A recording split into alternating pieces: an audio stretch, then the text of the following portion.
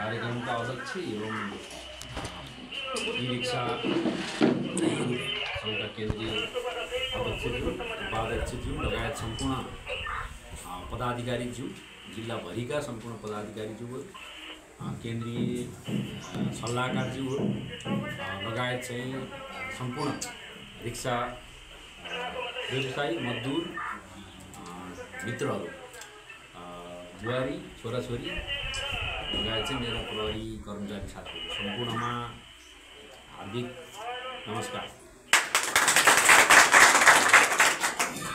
आज तपाईहरुले अब मेरो हिजो सुरु भयो, अब मेरो बसाइ भनेको लगभग 1 हप्ता हुन्छ। अब यो तपाईहरुले चाहिँ विदाई कार्यक्रम आयोजना गरेर यत्रो मलाई माया गरेर नेपाल प्रहरीलाई माया गरेर धनुषाको एसपीलाई र व्यक्तिगत मलाई समेत माया गरेर तपाईहरुले आज यो विदाई कार्यक्रम भव्य विदाई कार्यक्रम एउटा मायाको साथ विदाई कार्यक्रम एउटा हार्दिक आत्मीय विदाई कार्यक्रम राख्नुभयो।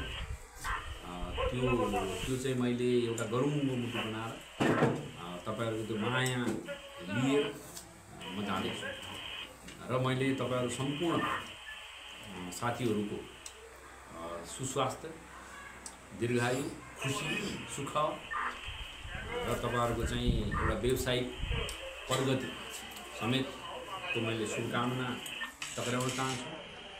म जनकपुर मेरो दोस्रो पटक बसाइ हो।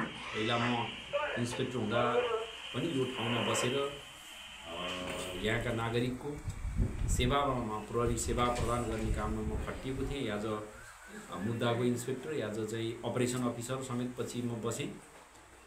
त्यो दुईटा रोलमा चाहिँ म बसेको थिएँ। त्यसमा मैले काम गरेँ। त्यति बेला पनि धेरै सेवाका कामहरू मैले गर्न पाएँ र अहिले लगभग 1 वर्षभन्दा बढी यो जिल्लामा प्रहरी प्रमुखको रूपमा म खटिँदाखेरि हामी सुरुमै भाइहरू स्वागत गर्न आउनुभएको थियो, मलाई याद छ।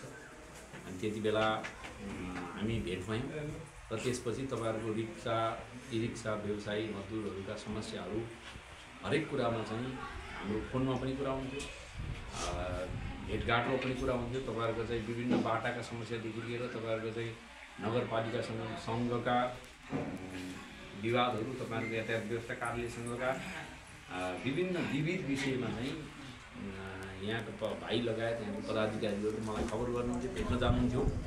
त्यसमा चाहिँ स्टुडियो साहब मबाट चाहिँ हामीले जहिले पनि तपाईहरुको कुरालाई हामीले जहिले नि प्रायोरिटी दियौँ। तपाईहरुले जति बेला भन्नुहुन्छ हामी चाहिँ सँगै भएर छुट्टा छुट्टै पनि होइन कि म चाहिँ स्टुडियो कार्यालयमा गएर कि चाहिँ स्टुडियो साहबै मेरोमा आएर हामीले तपाईहरुका कुरा सुन्यौँ। किनभने तपाईहरु एकदम इम्पोर्टेन्ट हुनुहुन्छ। तपाईहरुले राम्रोसँग गाडी चलाइदियो भने मलाई थाहा छ तपाईहरु कतिपयसँग लाइसेन्स छैन। लाइसेन्स नहुँदै पनि हामीले चाहिँ अहिले तपाईहरुलाई चाहिँ लाइसेन्स छैन तपाईं नचलाउनुस् भनेर रोक्न सक्ने अवस्था छैन। त्यस्तो धेरै साथीहरू हुनुहुन्छ। त्यसकारण हामीले तपाईहरुलाई प्रशिक्षण गरेर कसरी हुन्छ लाइसेन्स लिनमा सहजीकरण गरेर तपाईहरुलाई लाइसेन्स दिलाउने भन्ने हाम्रो लक्ष्य हो। त्यसमा हामी सफल पनि भयौँ।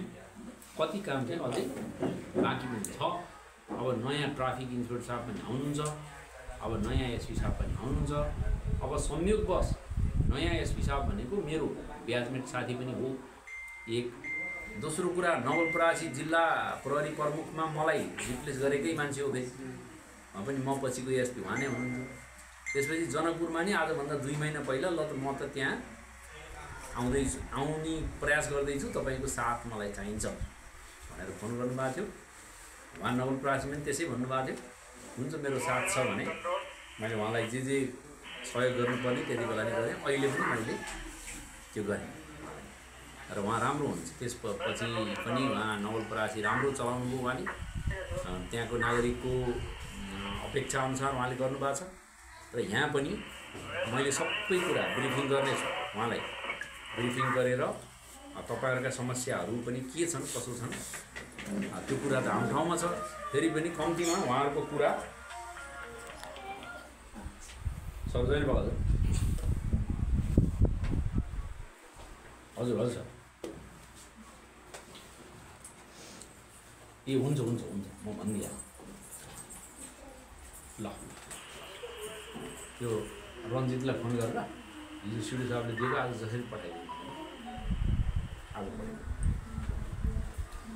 मेरो अनुरोध उहाँलाई के हुन्छ भने तपाईँले कम्तीमा उहाँहरूले टाइम दिँदाखेरि भेटिदिनुहोस्, उहाँहरूको कुरा सुनिदिनुहोस् होइन भन्ने मेरो अनुरोध हुन्छ र त्यो कुरा पक्कै पनि उहाँले बुझिहाल्नुहुन्छ एउटा कुरा। दोस्रो कुरा चाहिँ अब यो रिक्सा व्यवसायी तपाईँहरूले चाहिँ आफूले श्रम गरेर होइन श्रम गरेर यही व्यवसायबाट आफ्नो र आफ्नो परिवारको हित तपाईँले देख्नु भएको छ र तपाईँहरूलाई त्यो काममा सफलता मिलोस्। तपाईँहरू राज्यको एउटा चाहिँ अभिन्न अङ्ग। यहाँ चाहिँ धेरै पर्यटकहरू आउनुहुन्छ बाहिरबाट घुम्न आउने हुनुहुन्छ, कतिपय मन्दिर दर्शन गर्न होइन, धार्मिक सांस्कृतिक र अन्य विविध व्यापारिक कामले पनि यहाँ मानिसहरू आउनुहुन्छ, प्रशासनिक कामले पनि यहाँहरू आउनुहुन्छ।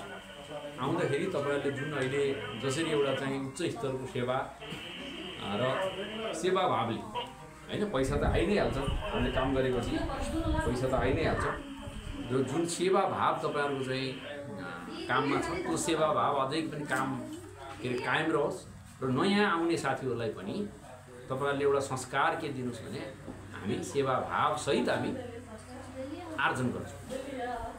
हामी आर्जन त गर्छौँ तर कसरी गर्छौँ सेवाभावसहित गर्छौँ।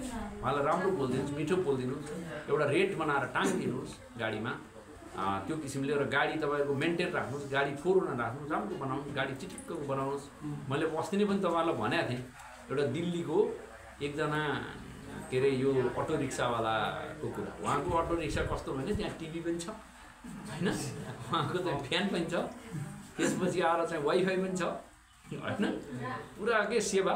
उहाँ पुरै नमस्ते गरेर गाडी चलाउनुहुन्छ, नमस्ते गरेर पठाउनुहुन्छ होइन, पुरा चाहिँ एकदम राम्रो।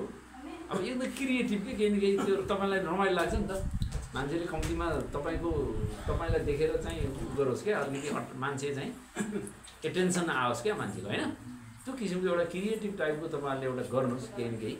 हुन त तपाईँहरूले सेवा दिनुभएको छ, मनले दिनुभएको छ, त्यो देखिनु पनि पर्छ अरे क्या। कहिलेकाहीँ हामीले घरको श्रीमतीलाई पनि माया देखाउनुपर्छ, बच्चाबच्चीलाई पनि माया देखाउनु। माया त मान्छ नि, सबैले मान्छ होइन, कति धेरै मान्छेले के गर्छ माया देखाउनै जान्छ त्यो। अनि दोस्रो कुरा म तपाईँहरूलाई के भन्न चाहन्छु भने तपाईँहरू घाममा हिँड्नुहुन्छ, पानी खानुपर्छ, पानी कम हुन्छ तपाईँहरूलाई होइन। अनि दोस्रो कुरा चाहिँ तपाईँहरूले खानपिन यताउता आफ्नो ध्यान दिनु, किन तपाईँ भोलि बिमार हुनुभयो भने तपाईँलाई कसले पाल्छ? तपाईँले कमाएर बच्चा पाल्ने होइन हो। तपाईँ खानपिनमा ध्यान दिनुहोस्, सुत्नुहोस्, 24 घन्टामा 8 घन्टा सुत्नुहोस्, 8 घन्टा काम गर्नु, 8 घन्टा फ्यामिलीसँग दिनुहोस्। त्यो गऱ्यो भने पुग्छ कि। र त्यो 8 घन्टा तपाईँहरूले यो रिक्सा के अरे व्यवसायीका साथीहरूले चाहिँ बरु कसले कसरी चलाउने होइन त्यो मिलाएर एउटा व्यवस्थित तरिकाले आफ्नो व्यवसाय पनि गर्ने, खुसी पनि हुने, सुखी पनि हुने, स्वास्थ्यमा नि ख्याल गर्ने, परिवारलाई नि ख्याल दिने, त्यो किसिमले एउटा आफूले म्यानेज पनि गर्नु होला। किनभने कतिपय मान्छेले म्यानेजै गर्नु नजानेर सधैँ टेन्सन घरमा जाँदाखेरि रिक्सा चलाएर घरमा जाँदाखेरि श्रीमतीको अगाडि कस्तो भएर जानु पऱ्यो, खुसी के ह्याप्पी होइन, निस्कँदा पनि ह्याप्पी, घरमा जाँदा नि ह्याप्पी, तपाईँलाई देख्दा तपाईँको श्रीमती पनि ह्याप्पी होस्, बच्चा पनि के होस् ह्याप्पी होइन, एउटा ह्याप्पी लाइफ। अनि अर्को कुरा के छ भने धेरै पैसा चाहिँदैन ह्याप्पी हुनलाई होइन, खुसी सुखी हुनलाई चाहिँ अलि धेरै पैसा पनि चाहिन सक्ला सुखी हुनलाई, तर ह्याप्पी हुनलाई धेरै पैसा चाहिँदैन। र सुखी हुनुभन्दा ह्याप्पी हुनु ठुलो कुरा है, फेरि है सुखी हुनुभन्दा ह्याप्पी हुनु होला, तपाईँ खुसी हुनु होला।